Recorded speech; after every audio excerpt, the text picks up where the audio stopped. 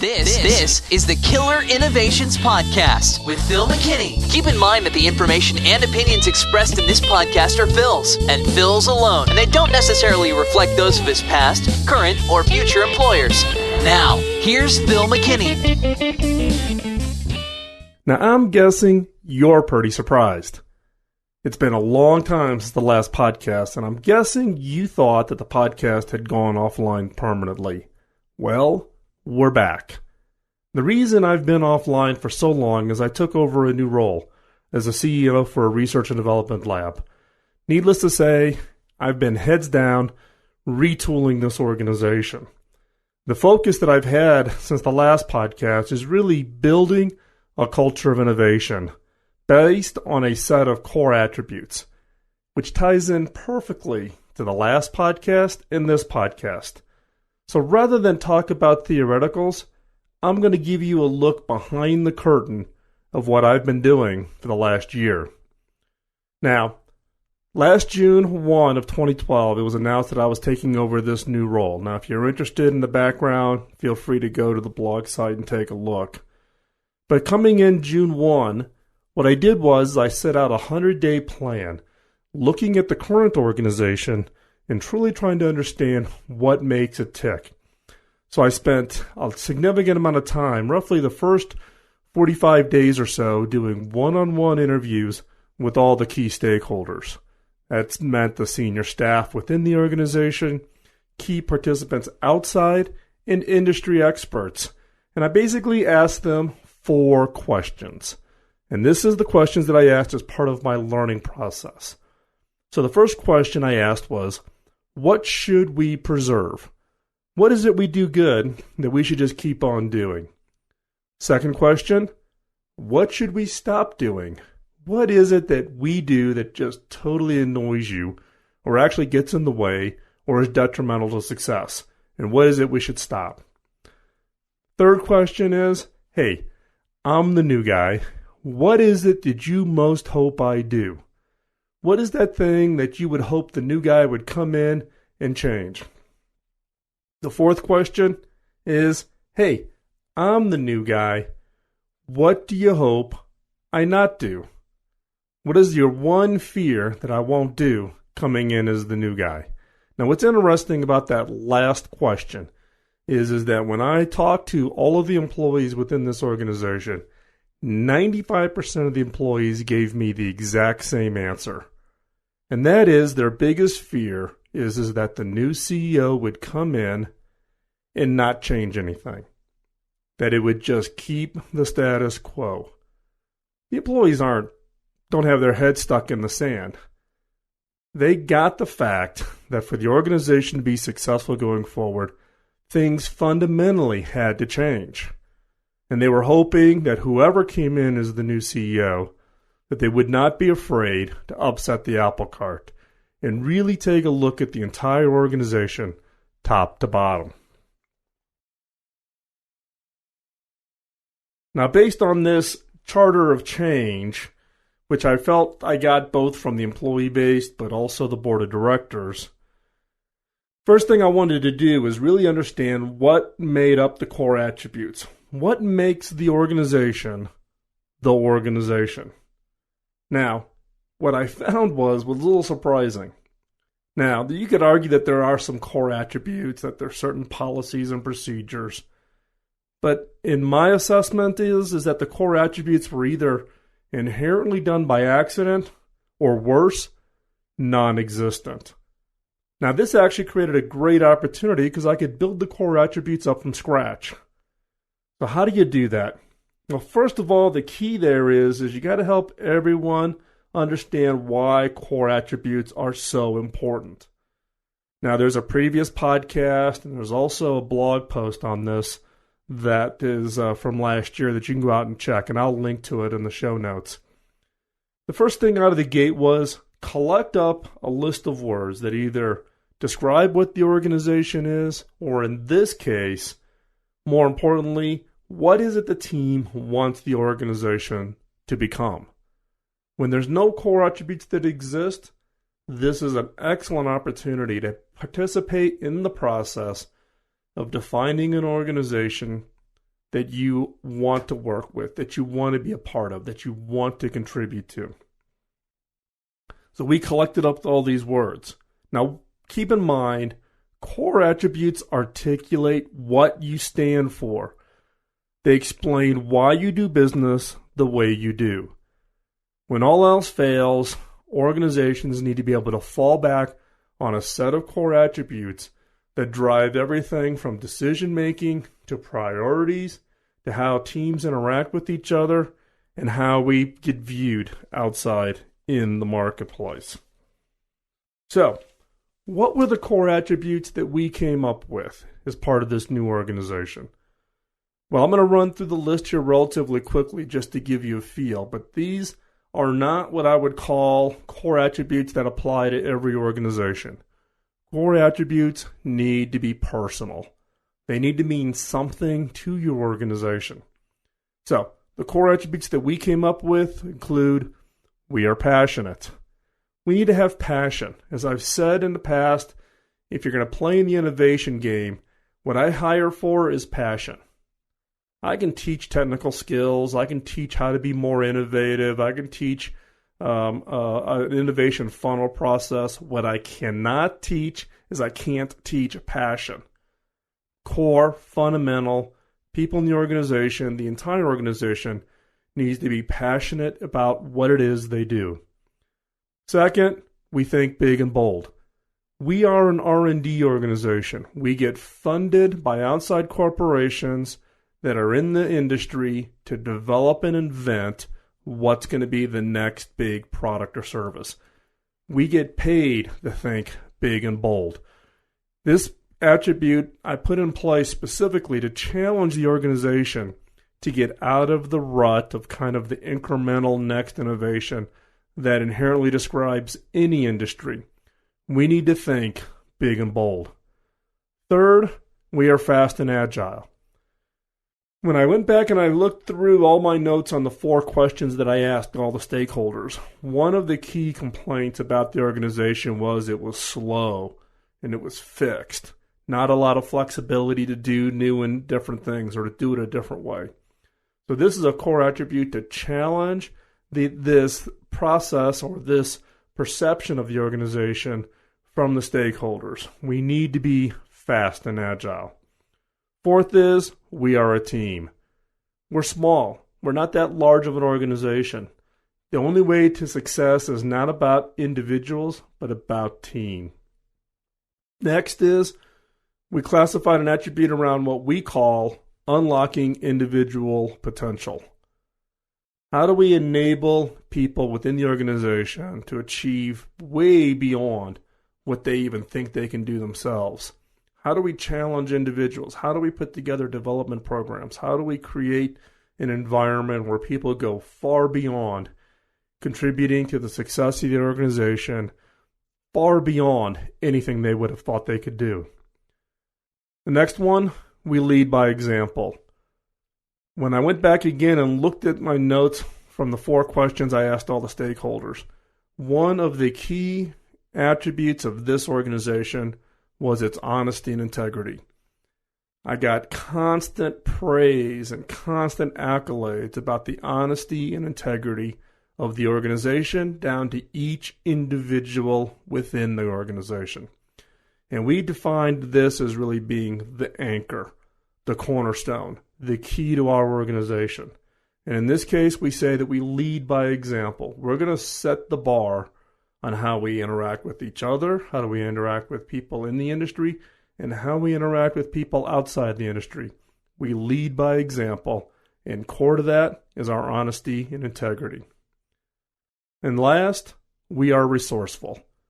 We are a small organization, so it's key for us to deliver ideas and innovations in R&D far beyond our size and scale. So we have to be resourceful in how we do that. So again, we are passionate, we think big and bold, we are fast and agile, we are a team, we unlock individual potential, we lead by example, and we are resourceful. Now, once you've captured this, and believe me, this took months to pull this together, and people had different wordings, and I actually stayed out of it. I did not inject myself into putting together the list. In fact, I only contributed my input after the list was about 80-85% done, because I didn't want to have undue influence into the final list that was created. Now, once you have that list, now you're ready to start the process. Having the list is not the end, it's the beginning of the process. Now, what is the process? How do you move from having this list to really integrating it inside the organization?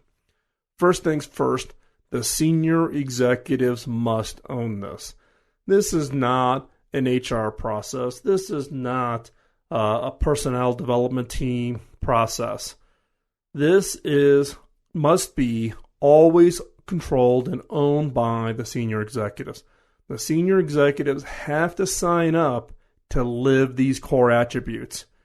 They're on stage each and every day in front of the employees and staffs and our outside stakeholders. People have to be able to see them living these core attributes each and every day. Now, if you can't live up to those core attributes, then change the core attributes. Or if you not want to do that, then maybe those executives should no longer be part of the organization. The key here is the senior executives must own this. Then everybody in the organization needs to understand that these attributes are core and essential. And it now becomes the bar that we will hold ourselves to.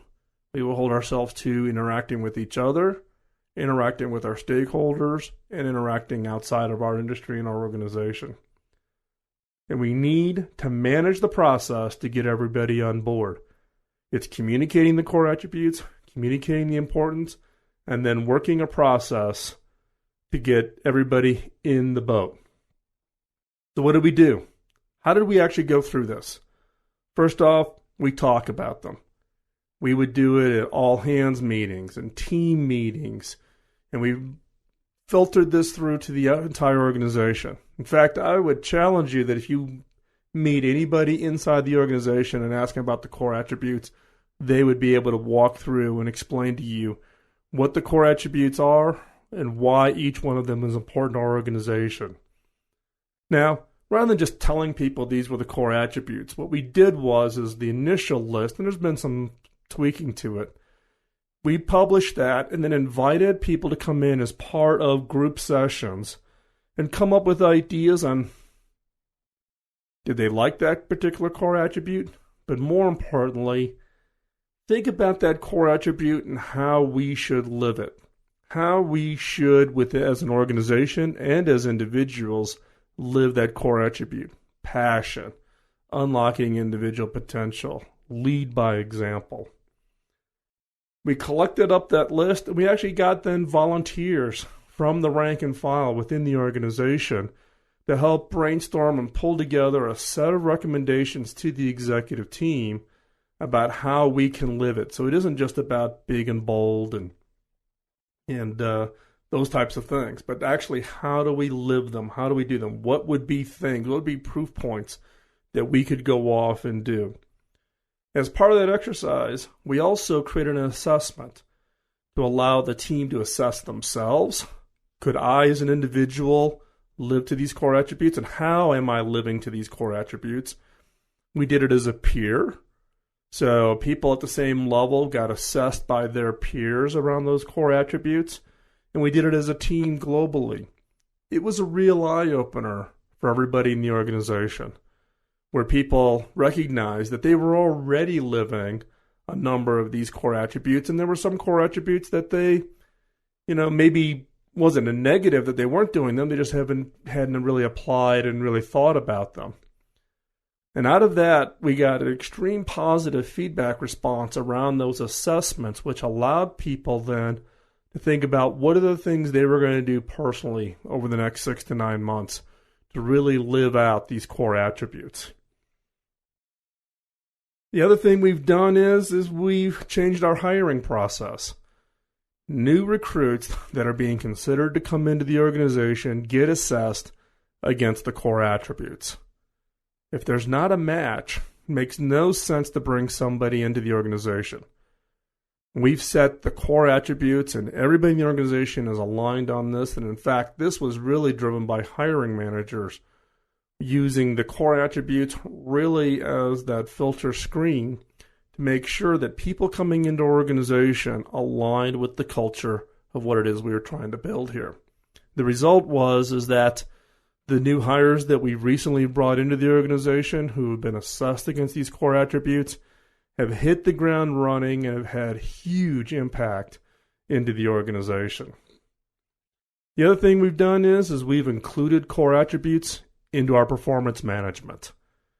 At the end of the year, employees are getting assessed as to the set of those core attributes as to do they never exhibit them, do they sometimes exhibit them, or do they always exhibit them? And we're going to pick and roll around and change which core attributes we're going to measure each year based on what are the things that we're working on. Now, the assumption is that we're living all the core attributes every year, all the time, but we will pick and choose ones each year that we want to particularly emphasize on. So this year, there's 4 or 5 that we've chosen that will become part of that performance management. Now, coming up, I've been in this new role for a year. We started this whole process on core attributes 9 months ago. And what I can tell you is that the impact on the organization, the impact on the morale from the standpoint of people feeling like that they're contributing and they understand the organization and why we do things a certain way has just been beyond any set of expectations I could have had. The impact on the organization is, like I said, beyond anything that I had expected. But the fact of the matter is it's not a situation where we've documented them, we've run through this process, we now have a hiring process in place, it's part of people's annual performance and bonus calculations, and we're done. This is never ending. In fact, a group of employees have come forward and talked about adding one more core attribute. And there's a discussion that's going on. It's not being driven by the senior executives, albeit we own it, but we want these core attributes to be owned by everybody.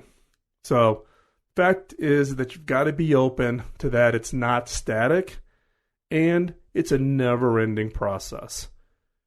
That includes things like rewarding teams when they show a core attribute, when somebody's done something big and bold or showed off, exceptional teamwork. Someone from Team A stepped over and helped Team B to do something that just had big impact. Likewise, and this is the tough part of the conversation, if you have people in your organization who are not living up to the core attributes, then you need to take that uncomfortable process of having the conversation with them. And if it's not going to work out, no foul, but work them out of the organization. If you let people stay within your organization who are not aligned with the core attributes, then the rest of the organization will start believing that the core attributes are not that important and not everybody's getting measured up against them. So, obviously, we all like the positive impact from these activities, but the fact is, in some cases, you got to deal with the difficult ones. And that includes getting rid of people who are not aligned with the core attributes. So what's our next steps? Where are we in this whole process? The next step is we're going through a process of validating how well we're doing on the recruiting and hiring to the culture. How well are we doing at using the core attributes to make sure that we're bringing in the best candidates in the hiring process? Second, we're in the early stages of creating a new onboarding process. We want to make sure that any new hire coming in truly understands the culture, truly understands the role of an innovation culture and our core attributes to the success of the organization. And then last but not least is we're going to review and adjust based on how well we're doing. I mean, the ultimate objective of setting the core attributes is to create a culture that encourages innovation. The real measure is the quality and the impact of the innovations we create. So we need to take a step back and see, have we created a set of core attributes that has allowed us to establish a culture of innovation, that has allowed us to deliver innovations that have the impacts that we need to have. And again, as I've said, it's a never-ending process.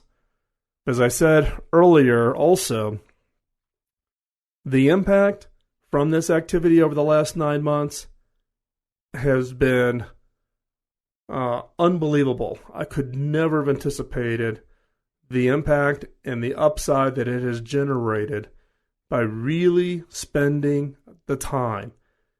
From about September through January, the senior executive team spent probably 70% of our time focused on the core attributes and the culture of the organization. And it was a significant amount of time amongst the rest of the organization thinking about it and contemplating it and getting their input and participating in discussions. But in my past, I've been part of organizations where the senior leadership spent no time thinking about culture and core attributes, and it showed in the success of the organization. Versus my time at HP, where Bill and Dave spent a lot of time in the early years of HP to build a culture, to build a set of core attributes that defined what HP meant. And I wanted to bring that forward into the new organization that I'm now leading. And I can tell you that the support that I've gotten from the team, the support from the board of directors, and the success that we've had at really building a culture that is going to encourage, that is having impact already on the work that we do is beyond anything that I could have expected. And therefore, it just makes me more of an advocate that organizations, whether you're a startup or if you're already an established organization, if you're in a leadership position, take the time, create the culture. If you're in a large organization, focus on the culture of your team. Get the culture of your team right. The rest of the organization will take notice, and you can have impact. So, what do you think? Does it sound like a just absolute crazy thing that I've been doing the last 9 months? Could you translate it to your organization? But here's the question I really want to ask you, and I want to hear back from you on this is, what would you do to improve the process? I've laid it out. It's somewhat of a sufficient detail, but I didn't get into all the minutia. But standing where you are, listening to me describe it, what would you do to improve the process? If you're going to take this and apply it to your organization, or you're going to advise somebody else, or give me advice on how to improve it as I continue to roll this out throughout the organization and keep the process going, what would you do to improve the process? So drop me a note at feedback@philmckinney.com, and I'd love to hear from you. Thanks. Stay tuned. More podcasts to come. Bye-bye.